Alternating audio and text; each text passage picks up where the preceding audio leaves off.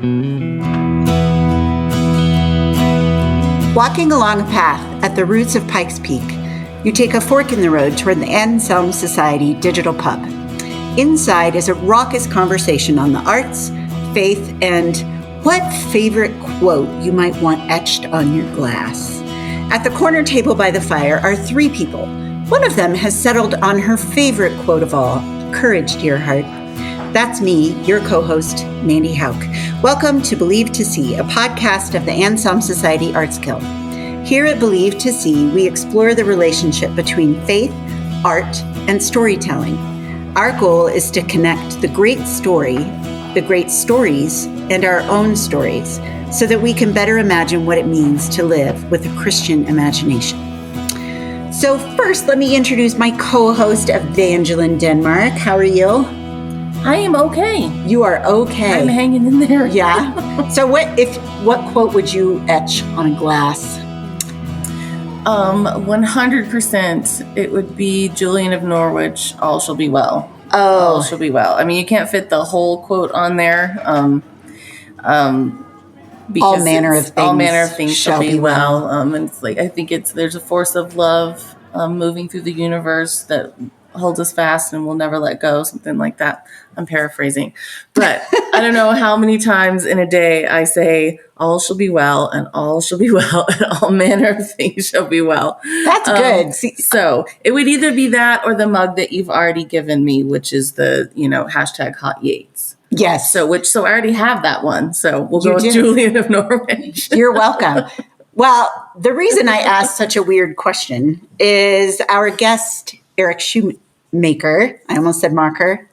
Sorry, Eric Schumacher has a bonfire shop with all sorts of quotes on shirts and mugs and the like. And that is how I actually first discovered him. Oh, that's cool. On Twitter and Bonfire. But then he tweeted about a book he wrote and I bought a copy. And then I wanted to interview him on the show. And then while I was looking him up for the show, I kept finding other things that he's made and created. And so with the sincere hope that we can talk about all that and still keep the show under 3 hours. Welcome, Eric. Thank you for being here. Thank you. It's good to be here. You're the first person I've ever met that discovered me through the t-shirt shop. So congratulations. I'll have to make you a t-shirt. It was actually the stupid walk for my stupid mental health. Oh, yes. Yes. Oh, you did that? Yeah. Somebody else said it, but I stole it and a t-shirt. John Green is who I knew that phrase from. Yeah. I should have worn it. I'm not wearing it. I'm sorry. Well, you're not walking. Yeah. Oh, that's true. I am not on a stupid walk for my stupid podcast for my stupid mental health. This is my stupid podcast t-shirt. No, but I also have your mug, one of your mug. I mean, you do the design and then people can choose mug, shirt, etc. But I also have a mug with "No one is entitled to your unpaid labor." Oh, yes. Yeah. That's Allison Barr. Yes. Yeah. Yep. Yes. I needed that one because I need to remind myself. But it is a little bit funny now that I see what wonderful, beautiful art you make, which I think your bonfire shop designs are awesome. You do the visual stuff on those too? I'm usually using Canva, and so I'm taking elements from that and putting them together. Yeah, I using don't do Canva any. is art. That is art. That takes skill. Yeah, I'll take that. I don't even know what Canva is, so you've impressed me. It's not entirely intuitive. You're Canva, Did you hear him? He said he's sub-creating. There you go. Sub-creating. Sub-creating. Yeah. Well, so on your actual website, not your bonfire shop, but your website describes you as shepherd, storyteller, and songwriter. So can you tell us more about those? Yeah. What are some of the things you've done? Well, as a shepherd, I've been pastoring for 20 years. And as a songwriter, I've been writing songs for corporate worship for about, longer than 20 years, probably 25 years, something like that. Mm-hmm. Have a few friends that I collaborate with. And then I've tried my hand at country and folk and, I like songwriting, and I write song parodies too. So I have a during COVID, to entertain myself, I made song parodies and music videos to go along with them. So, yeah, that was Well, that. where can I find those? I didn't. I think if you go to my website, then Okay. there's probably a link to my YouTube channel on there. Or if you Google on YouTube, I don't want to live on the Zoom. That was my first parody from the Sesame Street song. Yeah. Oh, I don't want to live on the moon, and I don't want to live in. Yeah. Oh, yeah. Nice. Well, that's ironic since we're sort of somewhat zooming right now for this recording. Yeah. But that was heavy in 2020. So Yeah, it was. yeah. So I do songwriting that way, and then storytelling. I wrote the book, the novella, My Last Name, and I've been trying to write fiction for I don't know, 8 or 9 years now, and so that was a self-published novella, and I have some other stuff in the works, but no publishers and no time right now to self-publish. But one day, right? Yeah, you feel ya. Yeah. So yeah, My Last Name is the book that I mentioned before, the one that I purchased from you, and can you describe that a little for the listeners? Yeah. And I'd love to hear your take. It's I kind of describe it as a day in the life or a day in the mind of a 95-year-old woman who's living in a care facility suffering from Alzheimer's. And she goes in and out of being confused and agitated by her present circumstances into very clear memories of her past. And so bits and pieces of her life story are told as that day progresses. So my question is, do you know someone with Alzheimer's? Did this come from something in your own life? Well, I've had a few different elderly relatives who've had Alzheimer's, and as a pastor, I've cared for people who've had memory loss issues, and then just even like nursing home ministry and that sort of thing. So I had an idea for a book where it would just be inside like a shut-in's memories that they were progressing through. And for whatever reason, I woke up one morning with a phrase in my mind, and basically this character Lottie almost fully developed like who she was. I just knew who she was, and went and wrote for 2 days straight at a coffee shop and finished it. And then it went through a lot of, if you know Jonathan Rogers, one of the Rabbit Room guys. I had him do some editing for me, get some feedback from him and a few others. And so it over a course of a few years, I'd go back and forth into it and work on a little bit. But it's probably the most fully formed work that's come out of anything I've written. Like, I love the book and I love the character. I do too. Seriously. It sounds probably arrogant to say, but I love it. And I was so glad I found a really good narrator to do the audiobook, and she just brings Lottie to life. And there's an audiobook? Yeah. Oh, I'm going to have to listen to that. So I had a deadline. Yeah, this was a few years ago. I had a deadline for something else I was supposed to be writing, and you're always looking for ways to procrastinate. And so yes. I decided I'm going to learn how to self-publish this book. And so I took a couple of weeks to study like all the self-publishing options and how to format a book and, all the internal design and all that stuff and cover design. And then decided, well, I might as well find a narrator to do an audiobook version of it. And it was just a lot of fun. Yeah. Yeah, well, I absolutely love the book, and as you know, I just ordered it from you on Twitter through direct messaging.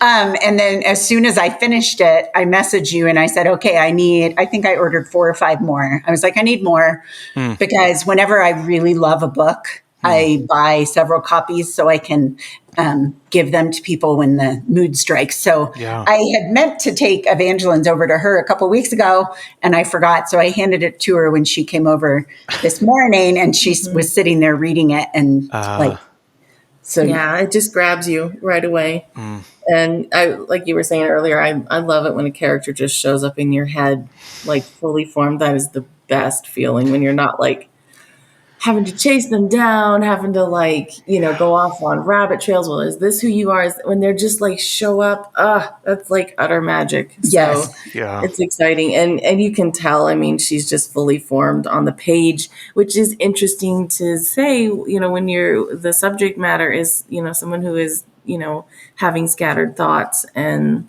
that to me would be really hard to do as a writer and to, I would be so wrapped up in making sure that I was honoring that experience and, having not had that experience myself, but, seen other people with it. So what a blessing and a gift for her to just, say, here I am, tell me a story. That's special magic there. And I would say it really comes through that you love her as a writer. So kudos. So everyone every listener needs to, hopefully you'll get a lot of orders. I love this. I'll be able to know. You'll be able to tell me if you got orders after this podcast comes out because they go straight to you, which at the end we'll talk about how people can find you. Well, they can find it in any bookstore. It's it's really? It's I mean, any bookstore could order it for you. They probably don't have it, but you can order it anywhere books are found. So okay, awesome. Well, again, it's called My Last Name, and I for the listeners, Schumacher is Shoemaker, but see, I did it again. I apologize. That's okay. Remember the L's, Shoemakers. Yes. But the reason I say it's SCHUMACHER. So that was why I was thinking Schumacher, but it's Shoemaker. So anyway, okay, now the listeners know. The other books that you have written, this is fascinating to me because I am such a one-trick pony. It's not even funny. I don't know. Although I guess the only things I've published are articles. So, but I don't have an affection for writing nonfiction. I don't feel drawn toward it, but for you have, so My Last Name is this, that's your only fiction work that's out right now. Yep. Right. But then you also write your songs, you write the other books you have out are nonfiction. You have Worthy, which is a collaboration with Elise Fitzpatrick.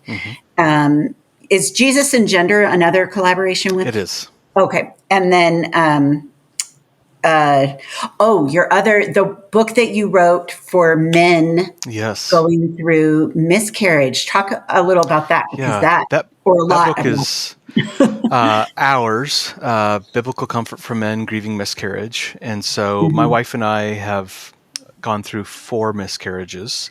Right. And so, when we went through those, I was finding there's not really any good resources for men who are walking through that experience. There might be a chapter in a book, on miscarriage for the husband, but often that chapter is here's how to care for your wife, which is important and good, but how do you care for your own soul? And how do you grieve this loss? And so, a few years ago, a friend of mine, Emily Jensen, asked me to write an article for, her ministry, Risen Motherhood, on fathers' experiences with miscarriage. And so I wrote that. It's called Dad's Hurt Too, A Father's Memoir of Miscarriage or something like that. Oh. And so that was out there and got a lot of attention because dads were out there or moms were out there looking for stuff for their, for the father. And so Abby Wedgeworth was writing her book Held, which is a 31-day miscarriage resource for women. And she asked me if I would contribute just a brief testimony on my experience as a as a father to that book. And so I did that, and then I got my copy of it from the publisher, and it was just so well done. The book is so good. Abby did such a great job with that, and the Good Book Company did a really great job packaging it. And just it's a book that in every way I think honors the experience of miscarriage. And so I wrote them and said, you really need to publish one of these for men, and I want to write it. And so they let me, and I'm so thankful. I think it's of the nonfiction stuff, it's probably the book I'm happiest about having published, just because I know the great need that exists out there for men, and I've heard back from so many men, and from women too, who've said, my husband really needed this, and so I'm really grateful for that opportunity. Well, I love hearing you talk about it that way, because one thing that really stood out to me as I kept finding more of the work that you put out there, or the creations you put out there, which include a podcast with Elise Fitzpatrick called Worthy, and articles. To me, your art really seems to come from a place of ministry. And Evangeline and I each have suffered miscarriage. So, sorry. And I thank you. And I'm sorry for your 4. That is hard to imagine. But mine was almost 29 years ago. And I still, it pops up when I think about it. And I think in some spaces, like I had family members that treated me like I was being silly for still being sad about it. Like, you're not over it, like 3 months later. And I'm like, that was my child. What do you mean? But that's me as the mom, and I was treated like that. And I am so sorry to say that it did not occur to me that there was a gap in ministering to men. What about you, Evangeline? Yeah, no, it never occurred to me. And, when I went through it, there wasn't anything like for me. Like what I did was I started writing fiction. That's what I did. That was how I didn't really, talk with anybody much. There wasn't, I don't know. I had a friend actually who went through it around the same time. So we did talk. But in terms of like the church or like broader community or small group or resources, I didn't even look, so I didn't look. I didn't even consider that my husband would look. Right. You just, and you have young kids. I had young kids. Oh, see, I didn't. So, I went through this thing, and I remember, because our youngest was still a co-sleeper. Oh dear. We were trying to, come on. Move out. And, so I was like going through this, and then also getting up in the morning and taking care of kids, because that's what you do, Yeah. And you had live children, living children. Yeah. So, we had 3 children, 3 sons before our first miscarriage. Right. And I think, I think we're just starting to see the church and society begin to reckon with and deal better with miscarriage. And if I think the mom's the most obvious person when you're thinking about miscarriage, and if moms are being overlooked, everybody in the equation is being overlooked. Yeah. So for me, it was my first pregnancy that we lost. And so there was also the fear of not knowing if I was going to be able to carry. Yeah. And I was adopted, so I couldn't talk. I didn't know. And I don't know if there are genetic components to miscarriage anyway, but and unfortunately my mom is one of the ones who was asking me why I wasn't over it yet. So I couldn't put her. Yeah. But fortunately for us, we went to a tiny church, and the pastor's wife had 2 miscarriages, and another woman at the church who was pregnant with her 4th we had gotten pregnant at the same time, so we were all excited to be pregnant together. But she had also had a miscarriage previously. So I still remember coming into church, and her name's Debbie, and she would look at me and she would catch me looking at her growing belly. And I still remember her like going to cover it up, not like she could, but just reflexively, like, I'm sorry. And there was something really comforting about that, to be remembered like that.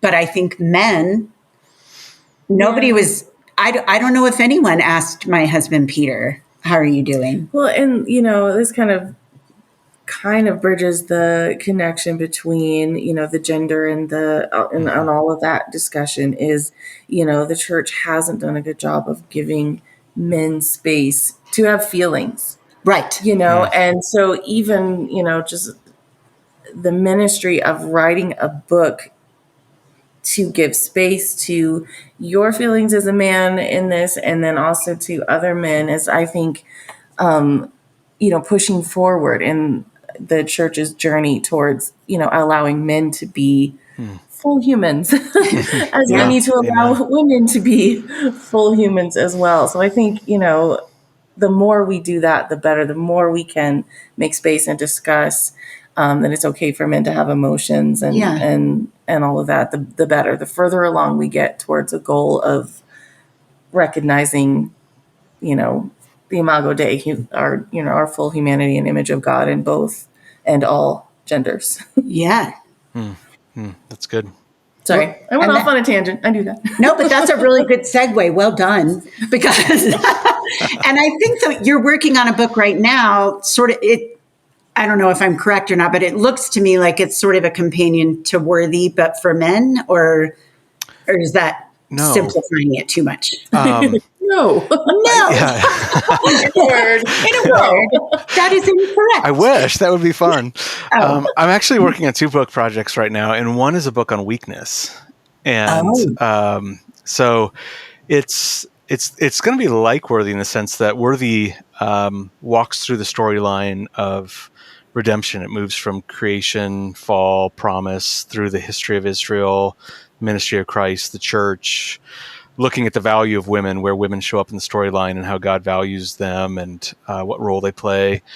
And which was a lot of fun. I was just at a place where I just really wanted to think and rethink about what I understood about women in the Bible. And I wanted to just, I didn't want to start with researching books. I wanted to just start with like reading the Bible and seeing where women showed up. And Elise and I just, in God's providence, met, and she was in the same place, and it was a really fun project.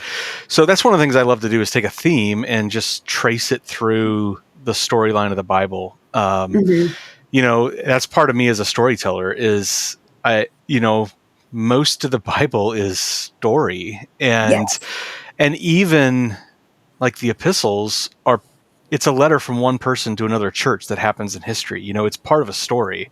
We don't just get this doctrinal outline that God gives us. And so I just love thinking through issues in terms of how they fit into God's big storyline. And so this next book is on weakness. And what I really want to do is just walk from creation through new creation, seeing how my thesis is that weakness is not a bug in God's design. It's actually a feature. And he made us weak intentionally so that he can display his glory. And so you can pray for that project. I'm feeling very weak as I'm writing it. Well, because I follow you on Twitter, I'm aware. I know you were trying to go on a writing retreat, and then everything fell apart. It did. And it did. By the way, Lewis the cat is walking around yelling, so apologize. Oh, that's all right. I'm used to getting heckled. Yeah, that's it. He's heckling. Anyway, so you tried to go on a write. Is that typically? Yeah, I did. I was feeling. There's a lot of things that, pastoral ministry can be busy and have unexpected things, and it can absorb a lot of creative energy. And so I was starting to feel behind on this project and kind of discouraged. And so I booked a solitude cabin where I could go for part of a week And I got there, and I just had trouble writing, and I still had a little studying to do, and just reflecting on, and then by the afternoon of the second day I was there, I hadn't even been there 24 hours. There was a weather warning about a big old storm that was coming in that was going to last, a day, and it was going to cover when I'd have to leave and go home, and I didn't want to risk the winter weather and getting home. So I did get one chapter written that week, but God taught me a lesson, because I went into it going, I'm going to write 3 chapters on weakness this week. And God's like, no. I love that he's letting you feel your weakness. I mean, I don't know. That sounds kind of like a God move. I said that when I signed on to the project. I was like, I know I'm going to feel all my own weaknesses. Yeah. And after getting done with one chapter, I was like, oh, if the rest of it is this hard, I don't. It's like praying for patience. The old joke, don't pray for patience. Yeah. So, yeah, I'm like, what stories stand out to you in the Bible? Like, I don't know if that's how you're approaching it, but you said you were, looking through the Bible with that theme in mind. Are there kind of touchstone stories that you're looking at? Yeah, I don't know what I'll do yet in, the outline of the chapters is like weakness in creation, then weakness in the fall, weakness in the promise. And so even looking just, the gospel, that the weakness of the cross, and that we have a savior who is, weak. I mean, Isaiah 53 describes him as weak. There's nothing about him that would impress anybody. And so what I'm going to try to do is just show the whole way through the Bible how this pops up again and again at key times in the story. But then I'll have a chapter on Israel's history overall, Israel's worship, where does weakness factor in, Israel's wisdom, the law, how the law protects those who are weak. And I think there's actually aspects of the law that where, the way God designed Israel to ideally care for its weakest members of its society actually makes the whole society more vulnerable, because you're using resources on people who don't give back. And but you have a God that can defend you and uphold you. And that weakness is really a display of his strength. And then we'll spend 3 chapters on Jesus, his birth and infancy, then his life and ministry, then the cross and resurrection, then look at the church. So I'm not going to really do character studies so much as how the theme progresses and finds its fulfillment in Jesus. But really, just thinking about creation just kind of blew me away, because we read Genesis 1 and we see this rightly as this display of God's power. Like, out of nothing, he's bringing everything to be. But what that implies is we're entirely dependent upon God for our mere existence. And if strength is the ability to act and cause an effect, then we derive our existence moment by moment from God. It's not coming from us. And everything else, in those chapters, our companionship, our provision, our purpose, like everything comes from God, which means at any moment he could make it stop if he wanted to. We couldn't do anything about it. We're utterly weak creatures, and we've been given an incredibly high calling to exercise authority in God's name on earth. And I love that approach. That is just, it's so needed, so exciting to me. Weakness and surrender is something that I don't enjoy in my life, but enjoy thinking about. Does that make sense? Yeah, wouldn't it be great if I could do this? because then we have the opportunity to think about what God is doing and what else is going on in our weakness and in our surrendering. And now I'm like, kind of like, I want to ask a yes or no question. Is there weakness in the restoration? And I'm sure you don't want to give a yes or no answer. Well, I think there is, in the same way that we our existence into eternity depends on God's sustaining us. Mm-hmm. But we're perfectly safe in our weakness. That's the beautiful thing in thinking Mm-hmm. about weakness is in God's hands, we're perfectly safe. And, after the fall, there's new kinds of weaknesses that are introduced that are sin and death and all this stuff, which is why we're so afraid as human beings to admit that we're weak, because Mm-hmm. survival depends on strength, we think, in this Yeah. world. And Mm-hmm. if I admit a weakness or a vulnerability or a need, then that opens me up to being exploited or ended. Mm-hmm. And in the new creation, we have this picture of New Jerusalem with these really big, strong, fortified walls that are this thick, and which means you'd think the city is, impenetrable, like there's no vulnerability, but the gates are always left open. Like that's How the biggest beautiful is weakness in that? any city. Wow. But Yeah. it's because we have God who's removed all sickness and death and suffering and sadness, and everything evil has been cast away into a lake of fire. And so even though we continue to be creatures who none of our strength is coming from us, we're drinking from the stream of life, we're eating from the tree of life, we can be entirely secure and happy in our weakness because of God's sustenance and strength. Mm-hmm.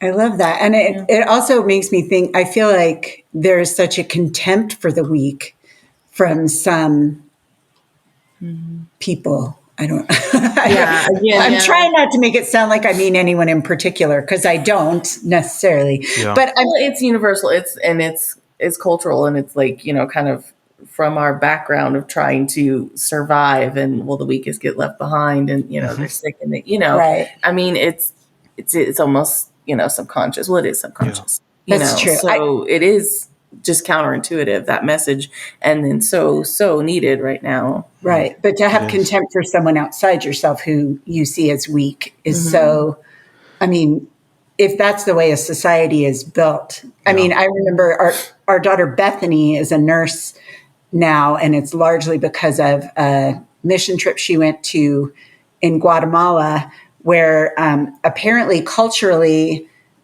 if your child or it's a cultural phenomenon that they abandon their family members who are weak. And so apparently the orphanages are just overrun because they're given up because they need too much care, but then no one will take them in because it's not a cultural value to care for the weak. Not just there, but But I mean, but in particular, like, and I'm only speaking of what I know, which is this mission trip to Guatemala. So I'm sure that it's other countries in a similar way, but it was just, it was a remarkable thing, because the hospital that Bethany went to that made her, that really is what God used to call her to nursing, was they called it a children's hospital, but it really was just an orphanage. And it was all children with cerebral palsy. Oh, goodness. Who had lived there for years and had no hope of living elsewhere, just because of that contempt for weakness. And I just feel like when we are like that, I mean, that's sort of just black and white. You can't ignore it. But I know that I do that in smaller ways. Mm-hmm. Like contempt for our own weakness. Contempt for our own weakness. Which is what you were just talking about. I feel like if you have a contempt for someone else's weakness, it's because you aren't recognizing your own. Sure. Absolutely. So once again, I just feel like it really does feel like your art, Eric, is such a ministry. It feels like it comes from that, like that God has really made your heart a ministering heart. And it's really something to see you be able to do that ministry as a pastor, but also as an artist. That's. Yeah, I was going to ask, and that makes me think like that maybe the pastor's heart is where this comes in. But, thinking of art as a ministry, you have to constantly have your audience in the forefront. And, both Mandy and I as fiction writers, well, I don't know, I shouldn't speak for you, but like I totally get overwhelmed and taken up in the story and like elements of the story and me too. my research and this cool phrase and this cool theme and so the audience can go, backward, like when you like click back on when you're making an image and you like click go back, whatever. Right. There's all this other stuff in front. Not intentionally, of course, but how do you then center your audience, keep them forefront? And do you think your pastor's experience kind of facilitates that? That's a great question. And I don't know that I have a great answer. I don't know if I do a good job at it. I feel like I'm often writing for me. Like, this is the book I want to read. And and the people who are out there who are like me will want to read it, and the people who aren't may not. And that's where you have this give and take with editors sometimes. They have a much, especially in the publishing world, they have a much better grasp of who's reading stuff and what they're interested in. And so sometimes I'll get that, like, who's your target audience here? I'm like, I don't know. I'm just writing. And sometimes you'll get the feedback, don't write for yourself, write for your readers. But I'm like, but I'm a reader, I hope someone out there is writing for someone like me who wants to read what I want to read. But then at the same time, there's that's where an editor can be helpful, because when you're writing the book you want to read, you know what you mean in your head. And you want to think that you're writing super clear and it's all coming across. But when other people read it and go, what? Like, what are you talking about? It's good to, there was I think when I was writing My Last Name, I had Lottie like beginning every sentence with "and." It was just sort of like a vocal tick that was in my head about how she spoke. And I think it might have been Jonathan Rogers who he wrote back and said, I think I counted like 950 ands, in the dialogue or something. Like, you should really think about cutting all of those. And I think I just went through and found like a find and replace and deleted all that the ands that had a capital A. And it's a better book for it. Yeah. Find and replace. I use well and just way too much. Yeah. And even in dialogue, you can overuse that. But it's interesting because to me, when you were talking about how you write for yourself, I really feel like there's a tenderness there with us, particularly. I was thinking of your book, Hours, the devotional for men who've suffered miscarriage. To me, it sounds like what's happening when you're writing is that God is ministering to you, and you're just sort of the stenographer. It feels like that sometimes. Whether it's healthy or not, I tend to think really deeply and go deeply into my own experiences.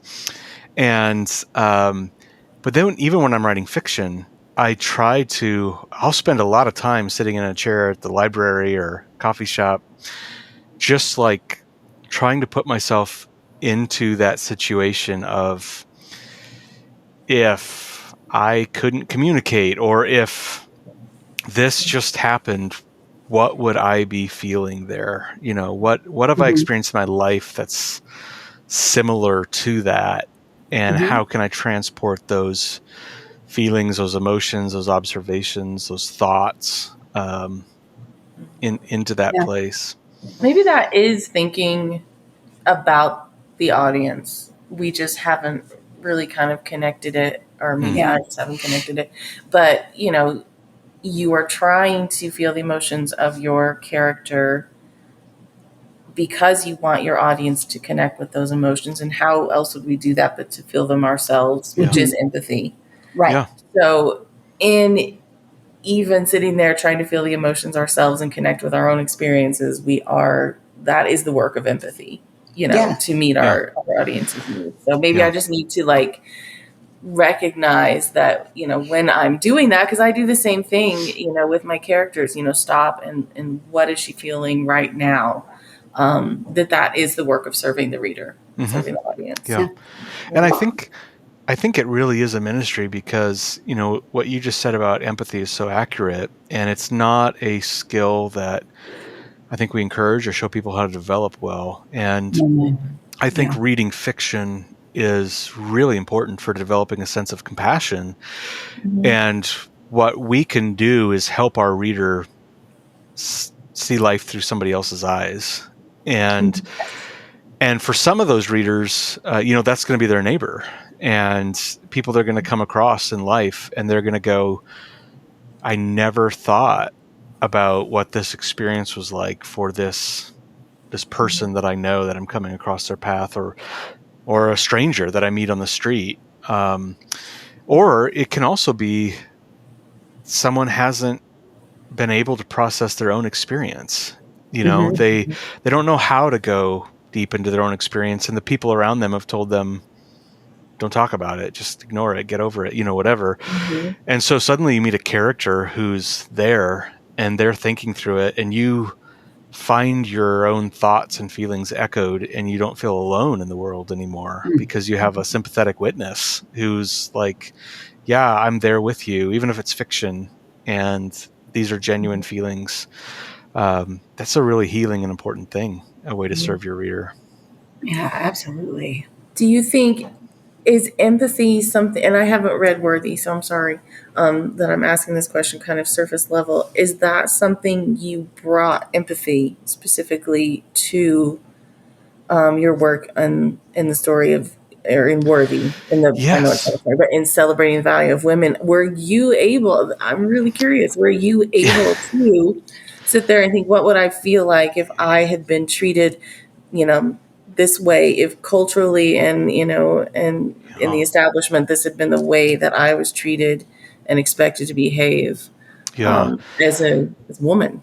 Yeah. So obviously I've never been and never will be a woman, but the book, I think, found its impetus in feelings of empathy. I went through some really intense church conflict in a church I previously pastored. And, we went through a church split, a lot of people left, and those things are always messy, and everything could be done better on every side. And, but there were a number of ways in which I felt like some people, really treated me, unjustly, unkindly, where I was wronged. And, I had people who didn't believe my experience, or that there were people who didn't defend me. They didn't listen to me, or people who said, I'm sorry you're experiencing this, but they didn't say anything. They didn't stand up. They didn't speak up. And so I ended up resigning from that church, just because I was at a point with wrestling through depression and anxiety and burnout where the church was actually in a very healthy place, and we loved it, and I was well loved there, but I was just like, I can't do this any longer, and stepped out really in hopes of like being able to find a different type of position to be in where I could use more energy towards writing fiction. And in that year out, I was working with a ministry that worked with the poor, and so I was hearing a lot of experiences about through the eyes of the poor, some of my friends who grew up in poverty and were working with people in poverty situations, about how they were treated by the church, by the culture at large, those sorts of things. And then it was around that time, I was having a lot of like I'm pretty conservative in just about all matters, but like my conservative knee-jerk reactions, were being challenged. And so it was around that time, I think Eric Garner was killed in New York. He was the black man who was selling cigarettes on the street and was choked to death. And I'd never watched one of those videos before. I always just saw him and kind of assumed, well, there's probably more to it. He did something, and so I watched this video and was just like, this is horrific. Like, there is no excuse for why this man should have died at all. And I thought, I just need to watch more of these and just listen more than I respond and react.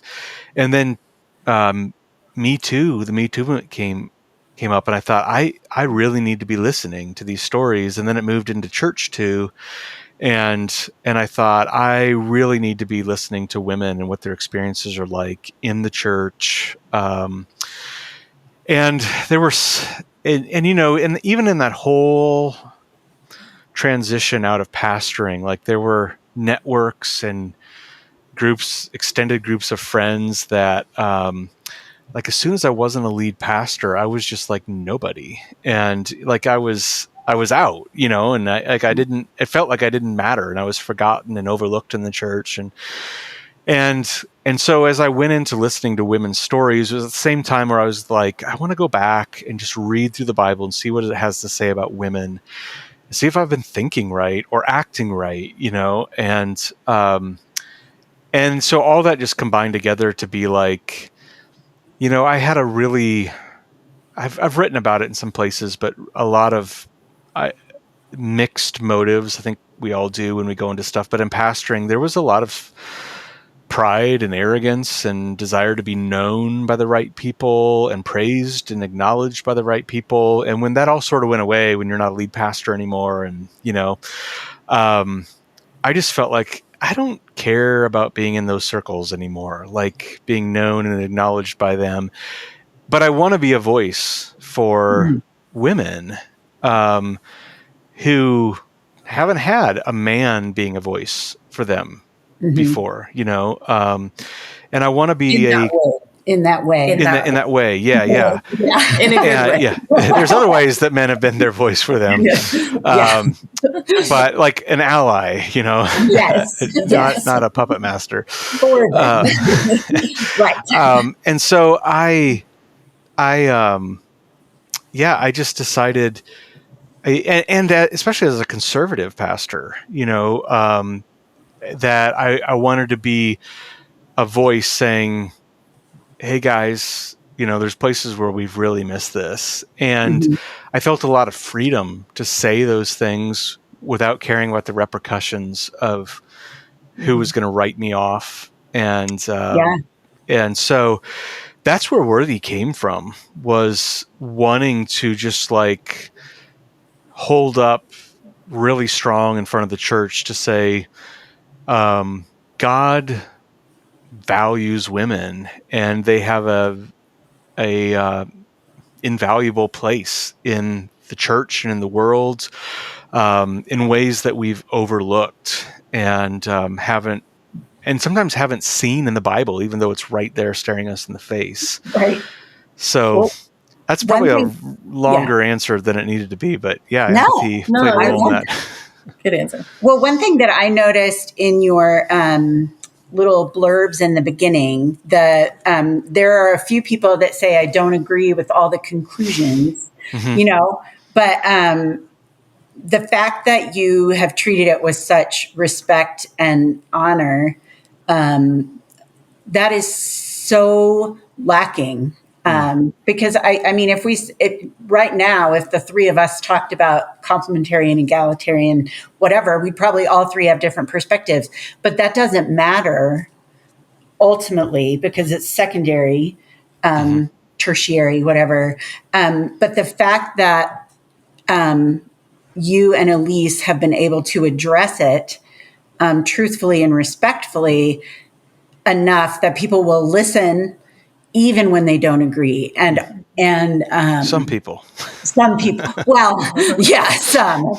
So I do assume you've gotten pushback on some. Yeah, we have, we had my only conference invite. The two of us were supposed to speak at a conference shortly after it came out, and it was canceled, because, it was weird. But part of it was that the book was not respectful enough, because I think we made a joke at some point about how we're going to tell you what we think about who can be a pastor, because we know some people will flip to this chapter first and they won't read the book unless they know our conclusion. And they thought that was disrespectful and sarcastic. And which ironically, the other one was that we didn't push their view enough. Like we weren't heavy enough on submission. Like we didn't write enough about women being submissive. And we're like, there's only 500,000 books out there on that. Like, I'm not sure there needs to be more. no. And we thought, so there were definitely people who were like, and we've gotten pushback from all sides that, you don't go far enough, and so in both of our books, in Worthy and Jesus and Gender. So Jesus and Gender is looking at how the incarnation of Jesus informs what it means to be men and women and how we should relate to each other as brothers and sisters in the church. And so in neither of our books, we intentionally don't argue for a certain position, like on ordination in the church. Right. And we've stayed away from the whole gender roles discussion, because we feel like there's been so many books written on it that there's important things, like, and we tell churches, you need to study the scripture and figure out what you believe the Bible teaches on those matters and then obey them. Like that matters.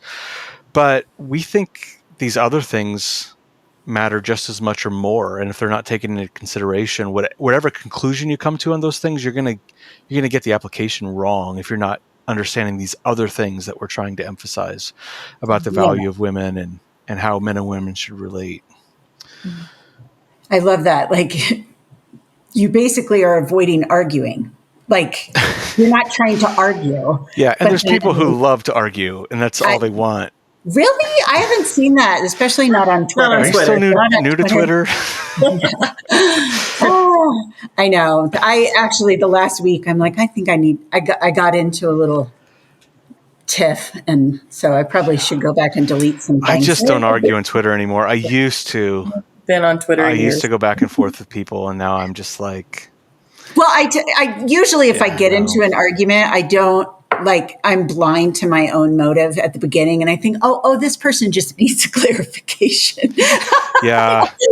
Don't worry, I am not one of those actually people. I don't start my sentences with actually, but I tend to think, this is just a misunderstanding. And so I like to tell myself I'm going in as the peacemaker, but no, I'm not. I'm going to make you a Twitter mug that says this person needs more than clarification.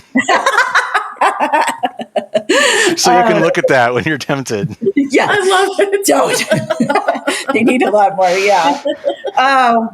We are running out of time, which really bothers me. But I think we could talk about Twitter or phrases to go on mugs for forever. Another 20 minutes. Definitely need to go to his bonfire shop. I do. He has some great stuff on there. Yes, you have one. Check that out. What was it? You just came out with one yesterday. It had a skull and crossbones. Oh, the one that says a saint and sinner for a limited time only. Yes, I would love that. I know, because the sinner is a limited time only, and then we're all going to be. I know. I need that. I need all of your stuff. I'll just wardrobe myself. I don't have most of it. It's funny because you design it, but I'm like, I can't afford to buy it.